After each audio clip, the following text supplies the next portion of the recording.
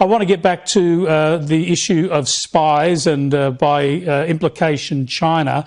You've talked about on the weekend how a number of spies from this country have been sent packing. These presumably might be diplomats and the like who are sent home from the country. What are the activities that are going on with foreign spies in this country that most concern you?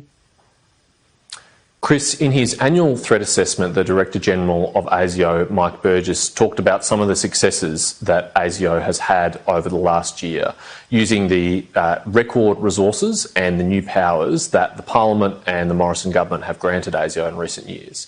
And one of the success stories that ASIO has been able to talk about and share publicly is identifying instances of foreign state espionage that have been exposed by ASIO, that have been drawn to attention of the host government, and in order to avoid their own embarrassment, the host government has, in many cases, withdrawn their own spies, and that's a very welcome thing.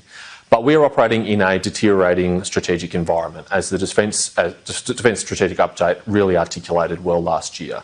Our region is changing, and it is being characterised by rising authoritarian powers like China, who are not new authoritarian powers but are more powerful than ever before and have decided to approach the region and the world in a much more aggressive and assertive way than ever before. We haven't changed. We're the same liberal democracy that we were 5, 10 or 20 years ago, but we do have to adapt to respond to that, to safeguard our sovereignty, our democracy and our freedom. Yeah, you point out how the normal way to deal with these things are people just quietly leave the country, and that respects freedom, it respects international law, and it respects, I suppose, continuing diplomatic relations. Yet we see, on the other hand, China imprison Australians, often joint citizens. The implication of spying is used to justify their imprisonment, and there's no access or transparency about the justice process. I think we have to be absolutely crystal clear here, Chris. There is no false equivalence to be drawn between the Australians who are detained in Australia right now and any spies that might have been asked to leave Australia over the last year, because the two Australians in particular you're probably referring to, Dr Yang Henzheng and Cheng Lei, are not spies and do not act for the Australian government. They are Australian citizens who we believe have been detained without any evidence that they've conducted anything other in any unlawful way, and we're very concerned by what appears to be their ongoing arbitrary detention in China. But it is a fair point that you raise, that we deal with these things sometimes professionally and discreetly, while other nations do not.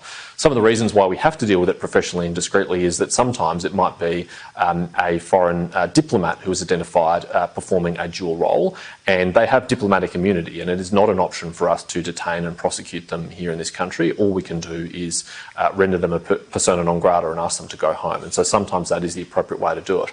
But where it's appropriate and necessary to raid, to arrest, to investigate, to ultimately charge people engaged in foreign interference or espionage, we will do so.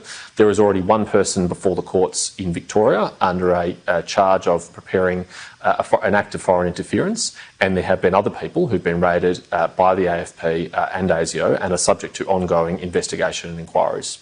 Yeah, it's a murky area. Thanks for shedding some light on it for us, Senator. It's very important. Thanks, Chris.